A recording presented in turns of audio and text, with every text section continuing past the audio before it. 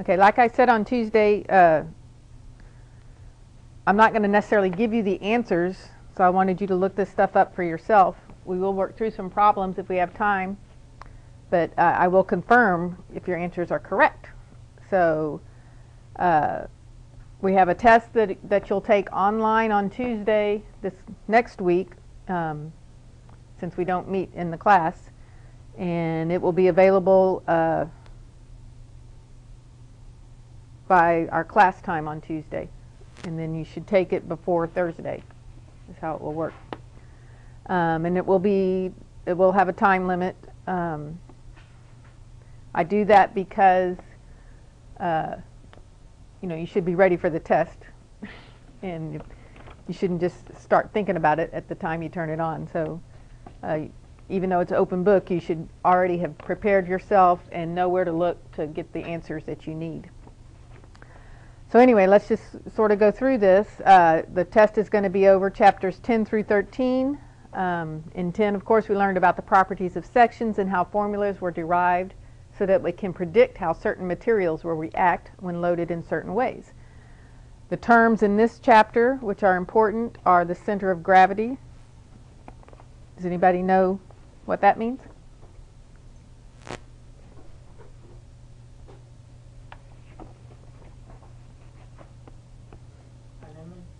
Imaginary point at which all its weight may be considered to be concentrated, or the point to which the resultant weight.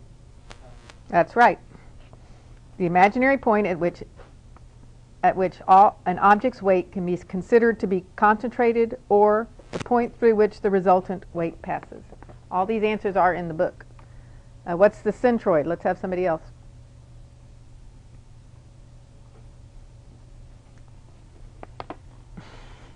Yoo-hoo! You left your book at home. You're supposed to be figuring this stuff out before now. Hey, who wants to borrow my book?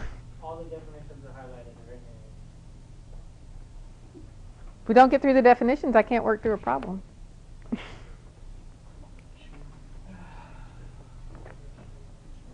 What's the centroid?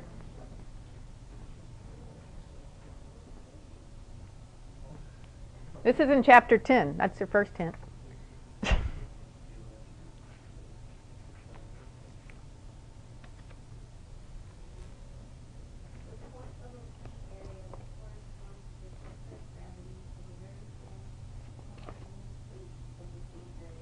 Correct. The point of a plane area that corresponds to the center of gravity of a very thin homogeneous plate of the same area and shape. So the center of gravity is where everything balances, basically. If you had your fingertip on that, it would balance. The centroid is a point on that area, in alignment with that. Okay, neutral axis.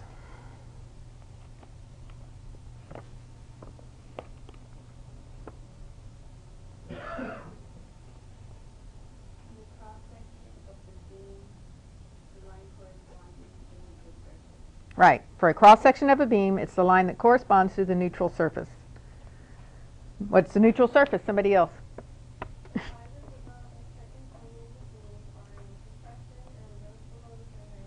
That's right. That's the division point between when a beam is bending, the top fibers are in compression and the lower fibers are in tension. Does everybody understand that concept? Right? Shake your heads. Okay. Moment of inertia. The sum of the product of all the element areas multiplied by the square of their distance from an axis. Right. The sum of the products of all the elementary areas multiplied by the square of their distance from an axis. It's expressed in inches to the fourth power. And we watched that little video about, when things are further away and closer, and how that's the moment of inertia power, if you remember that. Section modulus. Ariel, we haven't heard from you.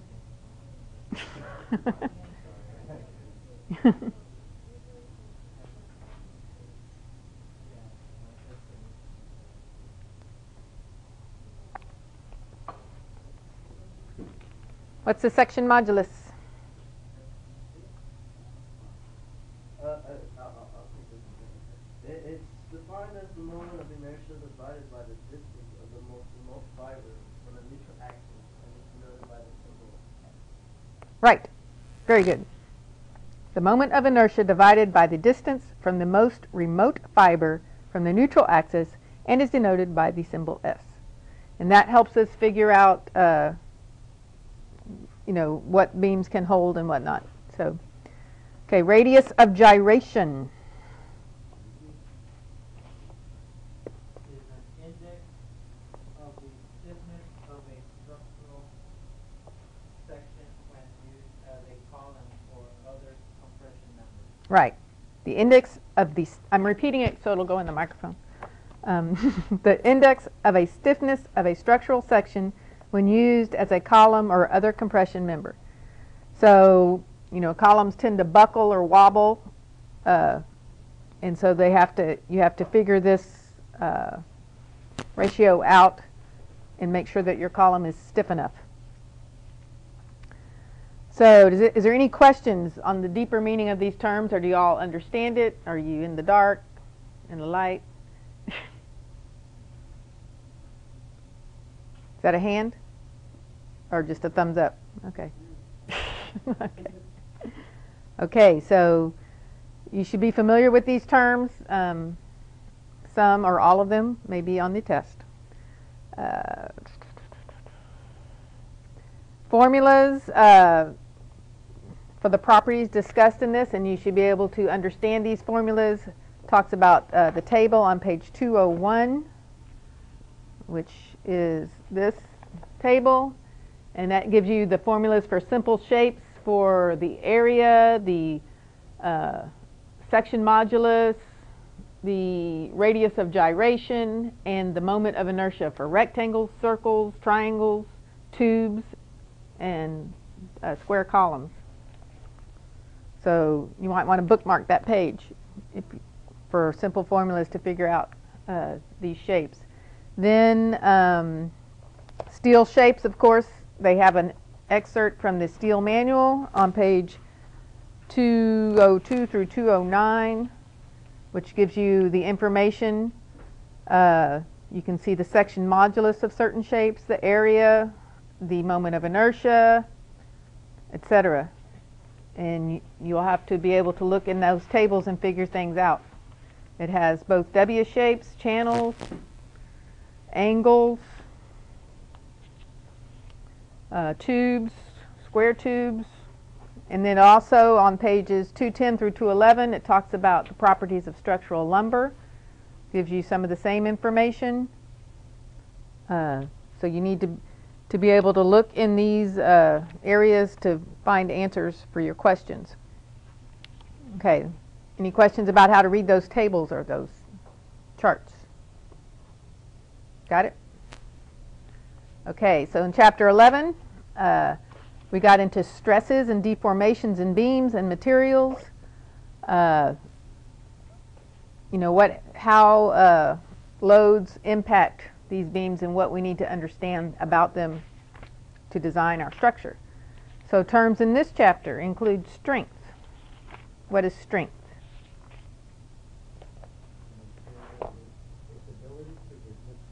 Right, it's a material's ability to resist forces. What's ultimate strength?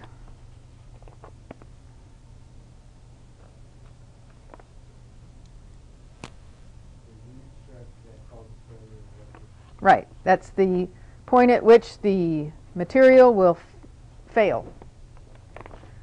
Elastic strength, someone else.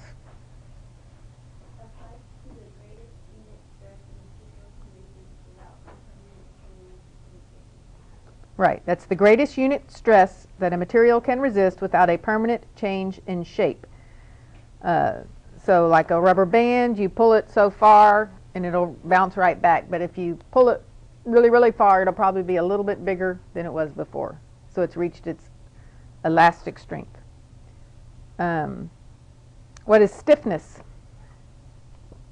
The property that enables it to resist deformation. Right. A property of a material that enables it to resist deformation.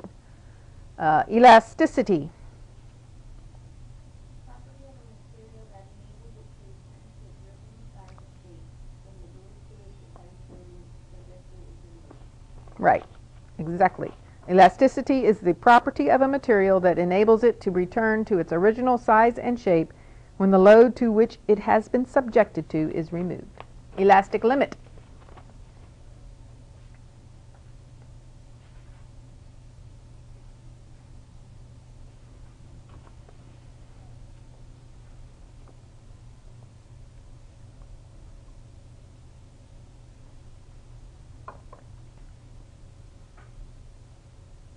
Anybody? What? Elastic limit. What is that?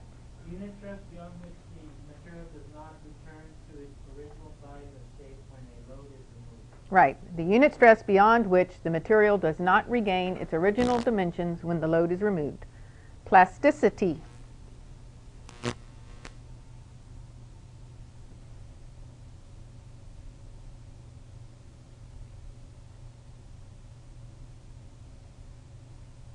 What is plasticity?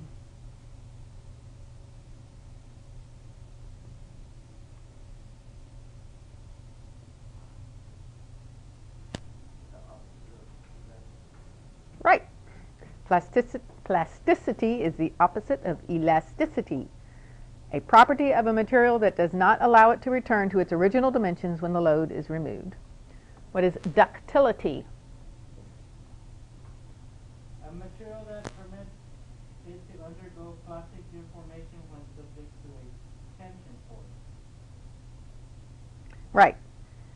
For an example, is a material that may be drawn into wires is a ductile material. So again, it's the property of a material that permits it to undergo plastic deformation when subjected to a tensile force, pulling. Malleability, what is that? Same as ductility, but instead it's compressive force. Yeah, I don't think it can be drawn into wires, but it's more like, I think of that as like Play-Doh or something. In the book it says same as ductility, but Mhm. subject to a compressive force. Okay. Right? That's what's highlighted? I know I highlighted like whole sections of Okay. The property of a material that permits plastic deformation when subjected to compressive force. Strain. What is strain? that one I had a question on. What's your question? It says it's the same as deformation, Mm-hmm. Synonymous, it says. so is it the same? So you just go based off the definition of deformation, Mm-hmm. which is the change in the size or shape of a body or material? Yes. When a body is subject to a force, there is a change in the shape or size of the body. Because in the book it says synonym of deformation. Right. And I was like, I don't know. Kind of a what trick synonym question. is, but- Synonyms. Synonym. Like synonym, I thought it meant it's the same thing. Yeah. So I assumed it was the same. Cinnamon is a spice, but a synonym is means the same. Similar. That's what it comes from. Okay. Okay, what is allowable unit stress?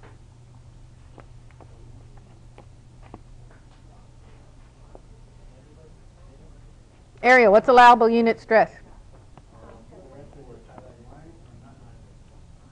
Well, then you should look for it. Maximum unit stress considered desirable in a structural member subject to a load. Right, the allowable unit stress. The maximum unit stress considered desirable in a structural member subjected to loads. Again, so some or all of these terms will be on your test. In this chapter, the tables to note are allowable unit stresses for materials on page 224 and 225.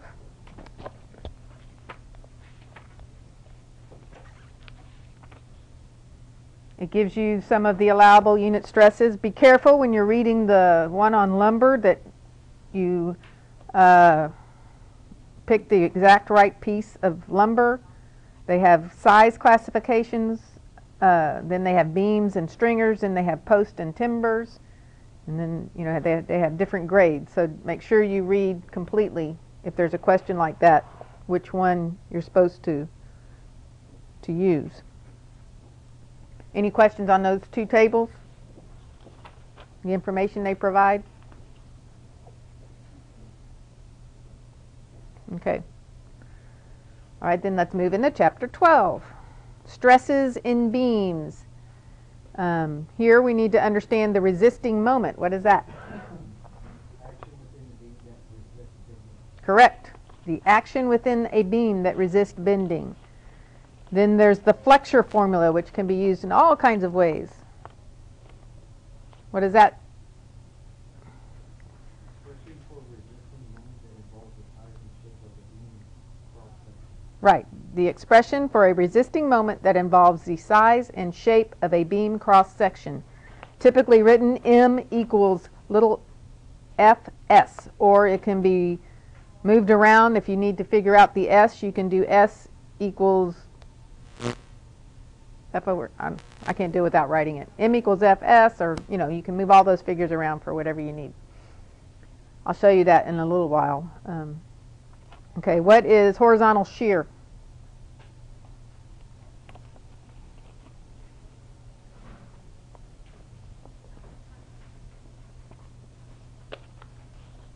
There wasn't a clear definition in there, but you need to understand it.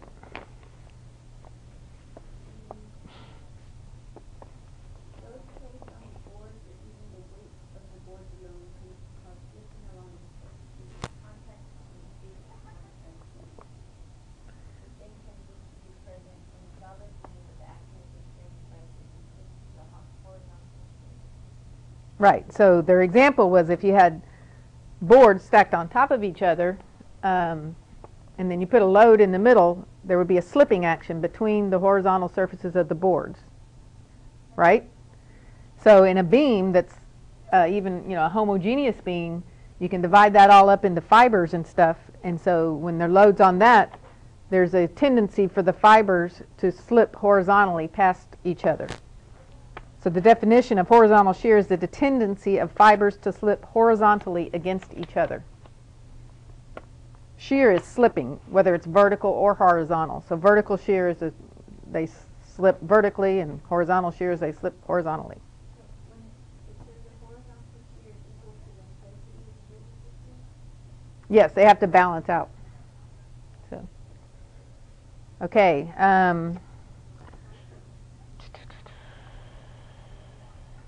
Okay, then in 13, we talk about deflection of beams, and need to understand those. And remember, deflection is important because even if a beam can hold up the load, it may bend so much that, for instance, if there's just a certain amount of space before the floor below, it may hit the ceiling and crack it, or the floor may be too bouncy. You may feel like you're on a trampoline when you're walking. So you want your beams to be stiff enough, and so there is a limit to the deflection that you can have. So what is deflection? What is the definition of that? when a beam bends under load, the deformation or change in shape is called deflection. Right. The deformation or change in shape of a beam when it's under load is a deflection. What is live load? That's a That's in that same section. Probable load due to occupancy of the building. right. That's anything. Well, okay. Before I define that, dead load is what? The weight of the construction.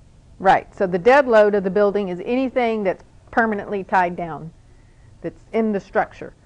The live load is furniture, people, anything that can come in and out. So like on a bridge, the dead load is the bridge itself, the live Mhm. load is the cars driving over. Cars and any pedestrian traffic that might be there. So in office buildings, for instance, I think engineers have to do 100 pounds per square foot live load, because that can take into account people and furniture. And I mean, they just have data that they figure that out with, but that's the rule of thumb. Okay, so then, let's see, that's all the chapters. Okay, deflection formulas of certain scenarios can be found on the chart on page 118. So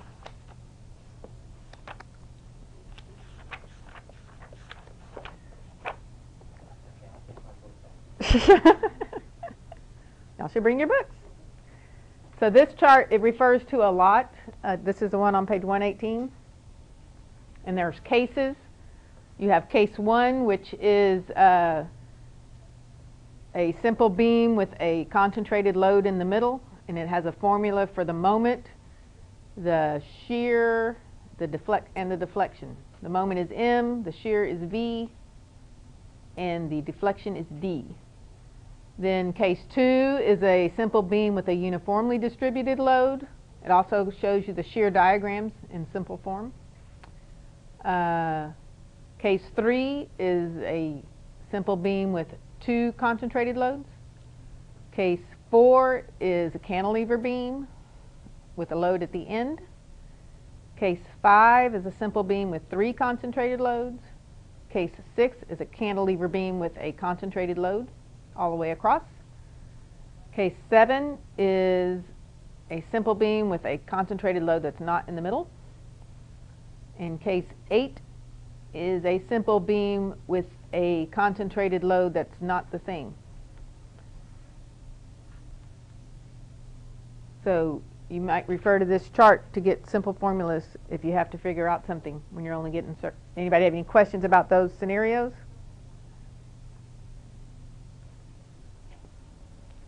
So I would tag that chart in your book if you haven't already. Okay. Other things to remember, stress, internal stress F equals force over the area. F equals P over A. That's a key formula. Strain, which is that little symbol that looks like an E, is the change, delta, which means change, delta L, total change in length over the original length. So the strain equals the total change in length over the original length. So if a beam is strained so that it's 21 feet long, but its original length was 20 feet long, then it would be the 21 feet over 20 feet would equal the strain. Okay, the section modulus, S equals the moment of inertia, I over C, the distance from the centroid, which also equals the base times the height squared over 6 in a rectangular section. S also equals the maximum moment over the stress in bending. So that's a good formula. Bending stress F also equals M over S. And that's when you want to figure the what you're loading versus what's allowable. Shear stress, which is F sub V, equals 3 over 2 times the shear over A. It's hard to write these out typing. I haven't figured that out yet, how they do that. So that's how you would figure that out. And then the span limited by deflection in floor beams is the length, remember, times 12 inches, because you want to get it into inches, over 360. For roof beams, it's times 12 inches over 240. Hold on one second.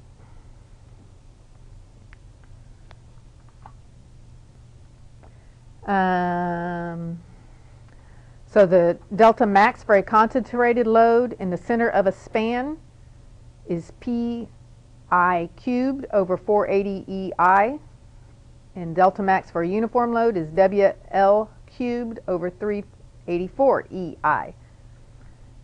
So all those kind of formulas were derived. We saw how they were derived in the book. And then you can plug, if you're asked to figure something out for that, you can plug your information into it. Yeah, for number 7, those delta max are based off of your case. They're based off of your cases on that 118. So if you have, Right. you have, like on our chapter 13 problem, it told us that it was, there were weights at the third point. So that would be case number 3. Right. Because Mm-hmm. And then on the other question, it was in the fourth point, the quarter point, so that would be case 5. So the delta max for a uniform load would be based on the cases, or each load would be based on the cases. So depending on what your case is, like if it's a uniform load, then you use that 5 WL3. If it's the third, then you're going to use the 23 TL3 divided by 648 TI. So it depends on your case. Right.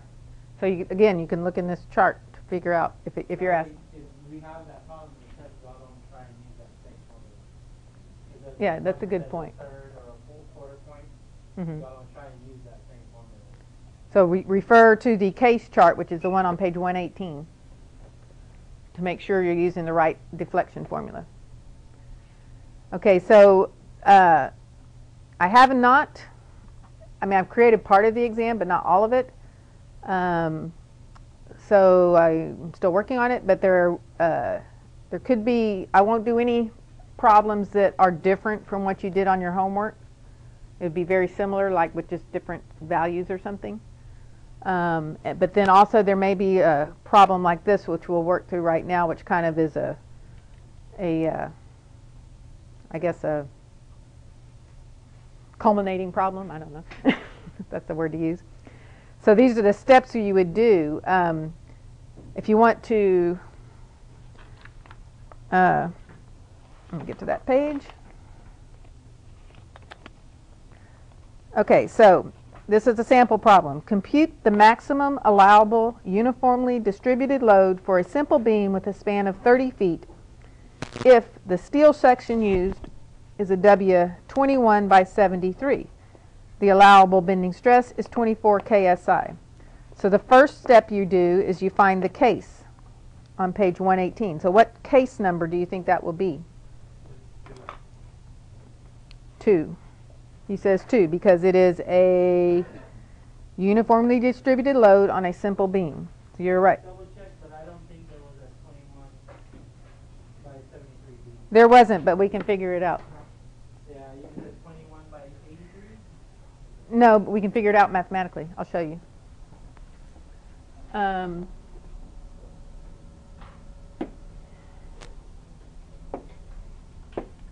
So the case number is 2 for that one. So the section modulus, we may have to do I may have put these out of order, but the section modulus, remember, is S equals M over F. We know the F is 24 KSI, so we need to find the maximum moment, and we can get the moment from that chart, right? Or the case. The moment equals M equals WL over 8. So let's solve for that first.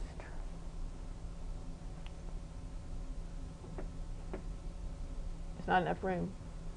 I'm going to do this down here.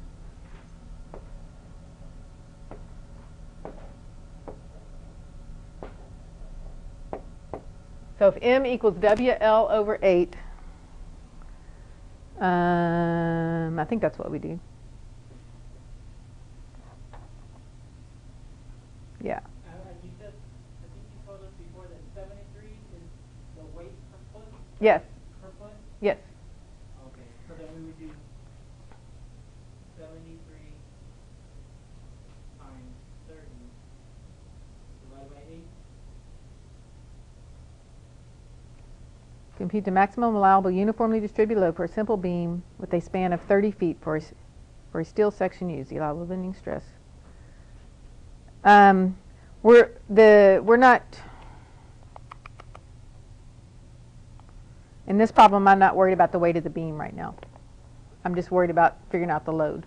I should have stated that, but the weight of the beam is included in the uniformly distributed load. So we don't have to include the 73 is my point. So if M equals WL over 8, the W is 30 times, wait. Where do you get 30 Okay. Because W is our weight, right? Or any forces being put down on the beam.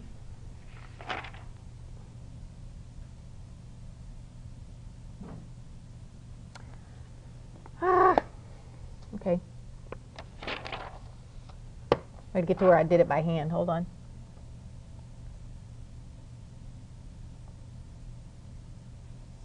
Maybe this one did need the chart. Yeah, I turned it into an 83, and Okay. I just used I over C. And because I is our inertia, Mm-hmm. or whatever it is, and then the chart, it gives you the I, Right. and then your C, because of the K, because of distance into inches, because that's our centroid or something like that. Okay. So let's turn it into an 83. Is that what you said? Yeah, so 21 by 83. Okay. So the allowable bending stress is 20. So then you look on the chart, and the S is what? S is 171. 171. Then the maximum bending moment is still M equals WL over 8, but we don't know the W. That's the trouble. Okay. So, but we can figure that out later. So M equals WL over 8, which equals W,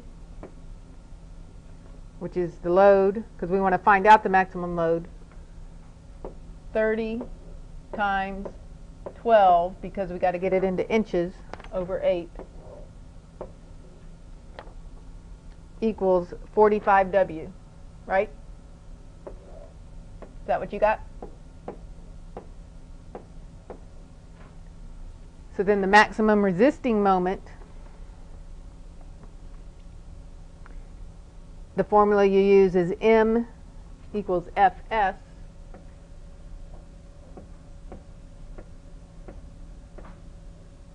using the bending stress and the section modulus.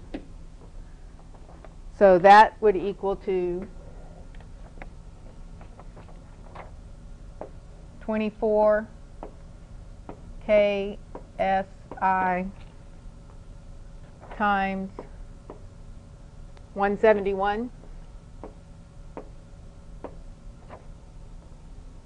What does that equal?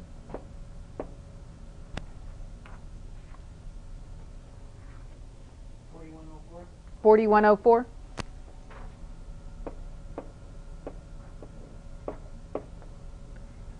And that's going to be in kip inches. So I'm going to write that up here.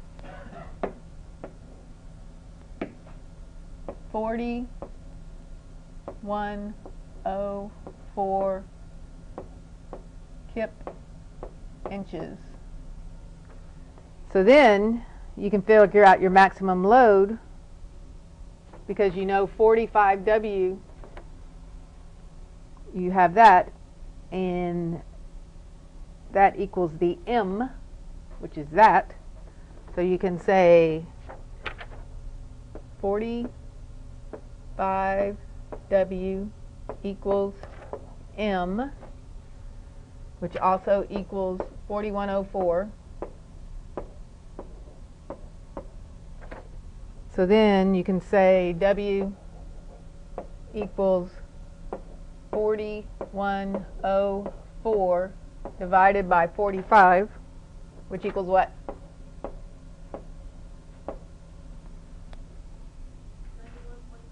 91.2.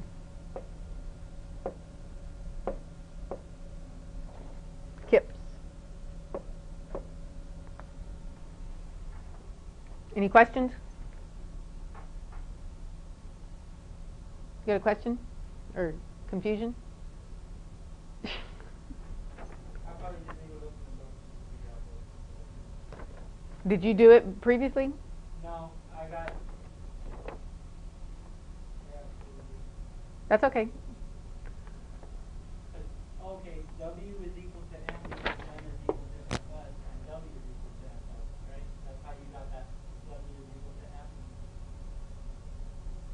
Okay, M is equal to what? Say that again. Because right there you have 45W. Yes, I got that from up here. Oh, okay, because M is equal to M. And then M is equal to Fs, you're right. And then So M equals 4104. It also equals that, 45W. So then we can make W equal 4104 divided by 45. Okay? Any other questions on that one? There'll be a similar problem.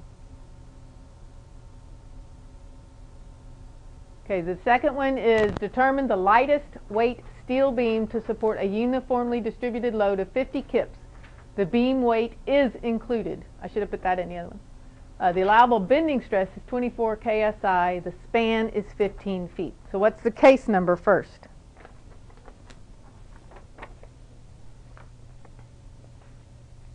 Someone new, give me an answer. On page 118, look at those charts and tell me what the case number is for this. still going to be 2. You're not new. Oh, okay.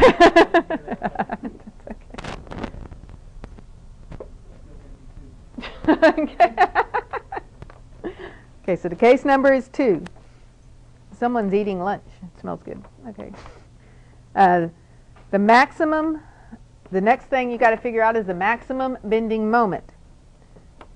So by that case number, what is the formula for the maximum bending moment? W L H divided by 8, right? Yes, but you don't answer any more questions. Okay. M equals, this is the last thing we're doing. Class lasts until 12:50. Okay. M equals WL over 8. So how can we figure that out? Someone tell me the numbers.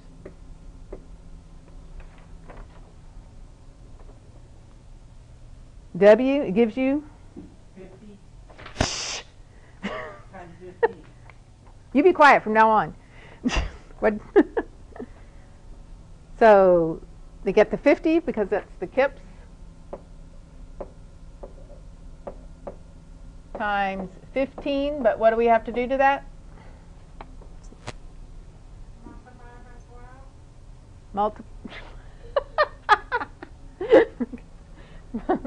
The girl in the back said multiply by 12. And then we do that over 8. What does that give us?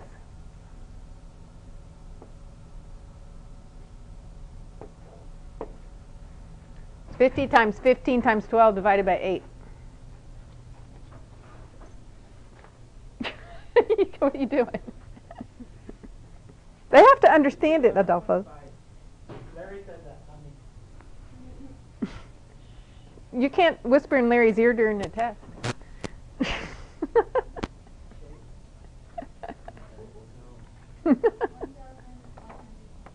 1,125. Okay, so we got that. Now find the section modulus. How are we going to get that? What formula are we going to use?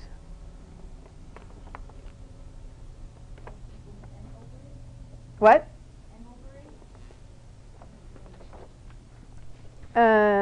It's not given to us on this case chart.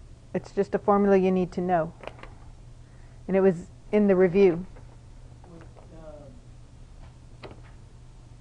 On your note paper, number 3 says F is maximum moment divided by stress tensor. So M over F. Not M. So the formula is, there's multiple variations. You got M, the basic one is M equals Fs, but we're also going, you can switch that around to say S, which is what we need to find out, equals M over F, right? So we know what M is, and we know what F is. So S is going to equal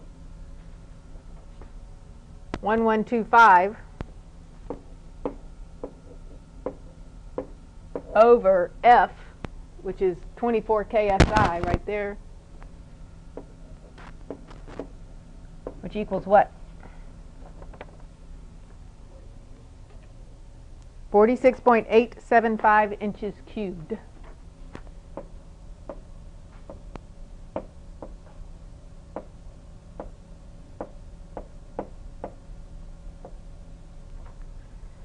Okay, now you got to look in your chart and select a W shape from the table in your book, the lightest weight W shape that will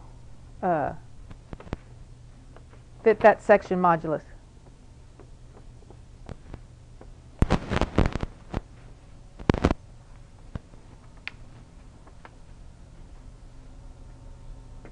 Remember, the weight is like a W 10 by 20 is 10 inches deep and 20 pounds per foot.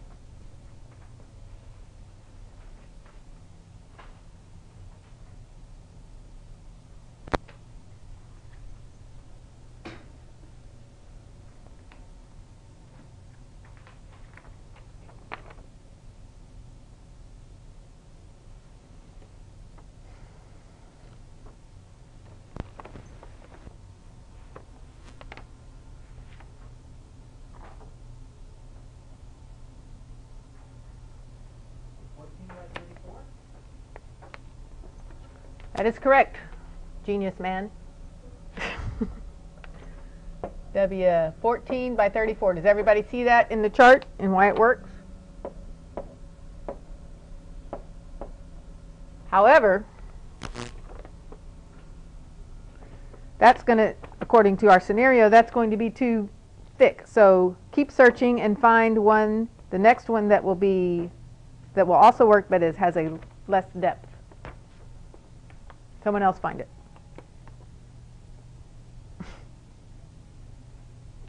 Oh, y'all don't have your book. That's why you can't do anything.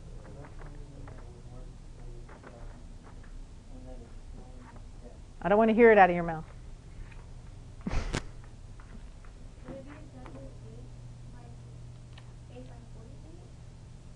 There's one better than that. That weighs. We still want the next lightest weight, but smaller depth.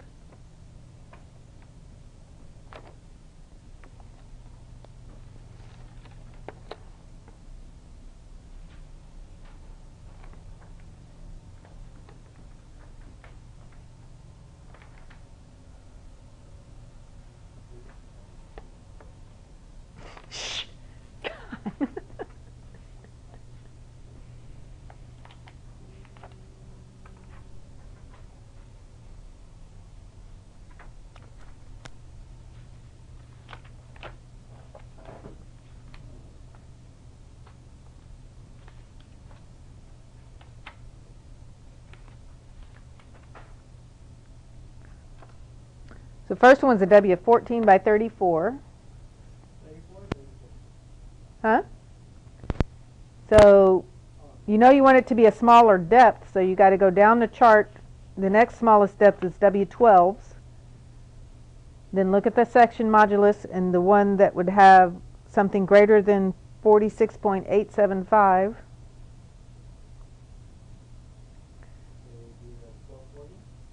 A W 12 by 40, yes. The You're looking for on the bind the smallest number that equals to that.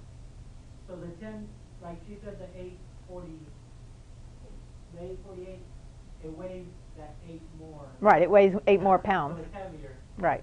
So you're going to look for a shorter beam, but weighs the least. Right. Everybody understand that? Do y'all want to look at my beam chart?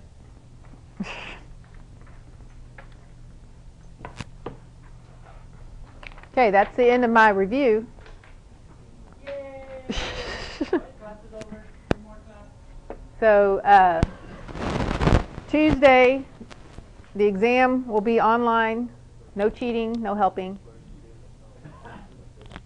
And you must take it on Tuesday, okay? Before midnight. I think, is that what I said earlier? No, I said you must take it by Thursday. So you'll have any time. It'll be ready by Tuesday at 11:30. And we'll have, is You'll- it timed We or have is it till Thursday or time till It'll be available to you until Thursday. It'll be timed. How much time are we? 2 hours? Is that good? I just don't want it to be. Time to look at my definition. There will be problems and word stuff, so. Okay. Any questions?